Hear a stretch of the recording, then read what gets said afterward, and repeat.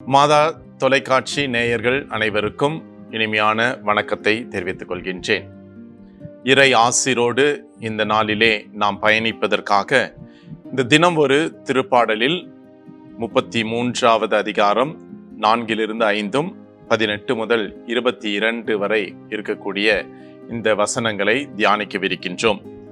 இந்த திருப்பாடல் ஒரு புகழ்ச்சி பாடலாக இருக்கிறது. அதே போல தாவீது அரசனுடைய காலத்தை சார்ந்ததாகவும் இது கருதப்படுகின்றது. இஸ்ரவேல் மக்கள் அடிமைத்தனத்தில் இருந்தார்கள். அந்த அடிமைத்தனத்திலிருந்து அவர்கள் பெற்ற அந்த மகிழ்ச்சியை வெளிப்படுத்தக்கூடியதாகவும் இருக்கிறது. அதே போல பாபிலோனிய அடிமைத்தனத்திலிருந்து விடுதலை பெற்ற நிகழ்வையும் குறிக்கக்கூடியதாக இருக்கிறது. இந்த நிலையிலே இந்த திருப்பாடல் ஒரு நம்பிக்கைக்கும் ஒரு மகிழ்ச்சிக்கும் காரணமாக இருக்கிறது. இந்த பாடலில் ஆண்டவருடைய வாக்கில், அந்த இறை வார்த்தையில் இருக்கக்கூடிய அந்த ஆழ்ந்த நம்பிக்கை, அதே போல அந்த வார்த்தையில் இருக்கக்கூடிய உண்மைத்தன்மை, ஆண்டவர் வாக்களித்தது நிச்சயமாக நிறைவேற்றுவார் என்கின்ற அந்த உண்மை அனுபவம் மக்களுக்கு மிகவும் ஒரு பலன் கொடுக்கக்கூடியதாக இருக்கிறது. அதே நேரத்திலே மக்களுடைய அந்த பலவீனங்களை எடுத்துரைக்கின்ற பொழுது அதன் மத்தியிலும் ஆண்டவர் அவர்களை வழி நடத்துகின்றார், அவர்களுக்கு பாதுகாப்பு கொடுக்கின்றார், நல்வழியில் அவர்கள் வழி நடத்தப்பட்டார்கள் என்பதை எடுத்து கூறக்கூடிய திருப்பாடலாகவும் இருக்கிறது. இந்த விதத்திலே கத்தோலிக்க விசுவாசம் என்று பார்க்கின்ற பொழுது இந்த திருப்பாடலை ஒரு தெய்வ நம்பிக்கைக்குரிய அந்த திருப்பாடலாக பார்க்கிறது. அது மட்டுமல்லாமல் இது ஒரு இறை இரக்கத்தின் பாடலாகவும் காணப்படுகிறது. இந்த சூழ்நிலையிலே ஆண்டவருடைய வார்த்தை என்று பார்க்கின்ற பொழுது அந்த உண்மை தன்மை பார்க்கின்றோம். கடவுள் மக்களுக்கு நன்மை செய்வேன் என்கின்ற அந்த வார்த்தையை அவர் சொல்லுகின்றார். அதே போல அந்த நன்மை தன்மைக்கு ஏற்ப அவர் தனது வாக்கை அவர் காத்து கொள்ளக்கூடியவராக இருக்கின்றார். பழைய ஏற்பாட்டிலே கடவுள் மக்களுக்கு கொடுத்த அத்தனை வாக்கு தத்தங்களையும் அவர் கையாளக்கூடியவராக இருக்கின்றார். அந்த வாக்கு தத்தங்களின் வழியாக நிறைவை கொடுக்கக்கூடியவராக இருக்கின்றார்.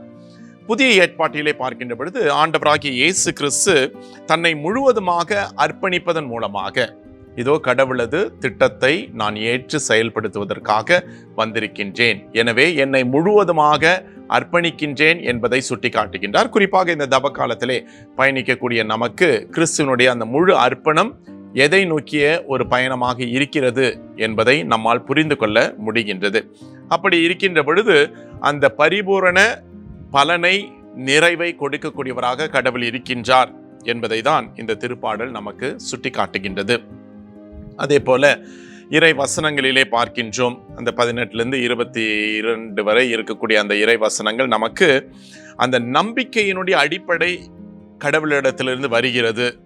அந்த நம்பிக்கையினுடைய அடிப்படைக்கு தேவையானது வேண்டுதல் என்பதை சுட்டி காட்டுகின்றது. அப்படி என்றால் மக்கள் அரசர்களையோ அல்லது அந்த அரசர்களுடைய ஆயுதங்கள் அல்லது அந்த கூட்டு முயற்சிகள் அல்லது அவர்களுடைய படை பலன்கள் இவற்றையெல்லாம் நம்பாமல் கடவுள் மீது முழுமையான நம்பிக்கை கொண்டவர்களாக இருக்கின்றார்கள். எனவேதான் சொல்லுகின்ற பொழுது நாம் ஆண்டவரை நம்பி இருக்கின்றோம், அவரே நமக்கு துணையும் கேடயமும் ஆவார் என்பதை சுட்டி காட்டுகின்றது. அப்படி என்றால் ஆண்டவரை நம்பி இருக்கின்ற பொழுது அவர் எல்லாவித பாதுகாப்பையும் கொடுக்கக்கூடியவராக இருக்கின்றார். அந்த பாதுகாப்பை கொடுக்கின்ற பொழுது நாம் கடவுளை நோக்கியவர்களாக இருக்கின்றோம், கடவுள் அந்த அன்பை நமக்கு வெளிப்படுத்துகின்றார் என்பதையும் சுட்டி காட்டுகின்றது.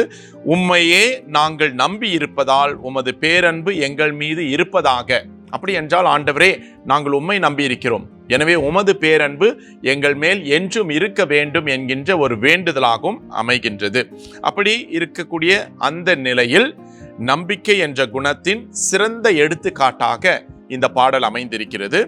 அதே போல இவ்வசனங்களை தியானிக்கின்ற பொழுது அந்த கடவுளது வார்த்தை என்பது உண்மையானது, அது மட்டுமல்லாமல் அது நிறைவை கொடுக்கக்கூடியதாக இருக்கிறது. மனிதனுடைய பலவீனத்திலிருந்து அது மீட்டெடுத்து ஒரு நிறை மகிழ்வை கொடுக்கக்கூடியதாக இருக்கின்றது என்பதை சுட்டி காட்டுகின்றது. இந்த சூழ்நிலையில் கிறிஸ்தவத்தை நாம் அடிப்படையாக கொண்டிருக்கின்றோம் என்றால் இந்த திருப்பாடல் நமக்கு ஒரு முழுமை பெறக்கூடிய ஒரு திருப்பாடலாக இருக்கிறது. அதே போல நம்பிக்கைக்கு செல்லும் பாதையாகவும் இதோ அந்த மனித ஆற்றலில் இருந்து தெய்வ பரிணாமத்திற்கு நம்மை அழைத்து செல்லக்கூடியதாக இந்த திருப்பாடல் அமைந்திருக்கிறது. எனவே அன்பிற்குரிய சகோதரனே சகோதரியே, இதோ இந்த திருப்பாடலின் வழியாக இந்த திருப்பாடலை வாசிக்கின்ற பொழுது ஆண்டவர் நமக்கு ஒரு நிறை மகிழ்வை கொடுக்கின்றார், உள்ளத்திற்கு தேவையான அமைதியை கொடுக்கின்றார், ஒரு நம்பிக்கையை கொடுக்கின்ற பொழுது இதோ கடவுள் என்றுமே என்னோடு இருக்கின்றார் என்கின்ற அந்த அனுபவத்தை கொடுக்கக்கூடியதாக இருக்கிறது. எனவே அந்த அனுபவத்தை இந்த நாளிலே நாம் பெறுவதற்கு தயாராக இருக்கின்றோமா? அந்த அனுபவத்தை பெறுவதற்காக இந்த தப காலத்தை நாம் பயன்படுத்தக்கூடியவர்களாக இருக்கின்றோமா?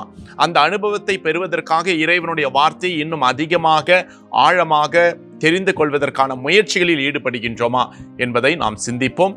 எனவே இந்த நாளை ஒப்புக் கொடுப்போம். இறைவன் தாமே நமக்கு தேவையான அனைத்து நலன்களையும் தர வேண்டும் என்பதற்காக நம்மை நாம் ஒப்புக் கொடுத்து ஜெபிப்போம். இரக்கம் மிகுந்த எங்கள் நல்ல ஆண்டவரே, நாங்கள் எங்களே உம்மிடத்திலே அர்ப்பணிக்கின்ற பொழுது ஆண்டவரே, உமது அருள் இரக்கம் என்றும் எங்களுக்கு இருக்கின்றது. நீர் வாக்கு மாறாத தேவனாக இருக்கின்றீர். எனவே நாங்கள் எங்களது வாழ்க்கையில் செயல்படக்கூடிய ஒவ்வொரு தருணத்திலும் உமது இறை வார்த்தை எங்களை வழிநடத்துகின்றது என்பதை உணர்ந்தவர்களாக உமது வார்த்தையில் நாங்கள் ஆழ்ந்த விசுவாசம் கொண்டு இந்த நாட்களிலே பயணிப்பதற்கு தேவையான அனைத்து நலன்களையும் தர வேண்டும் என்று எங்கள் ஆண்டவராகிய கிறிஸ்து வழியாக உம்மை மன்றாடுகின்றோம். ஆமென்.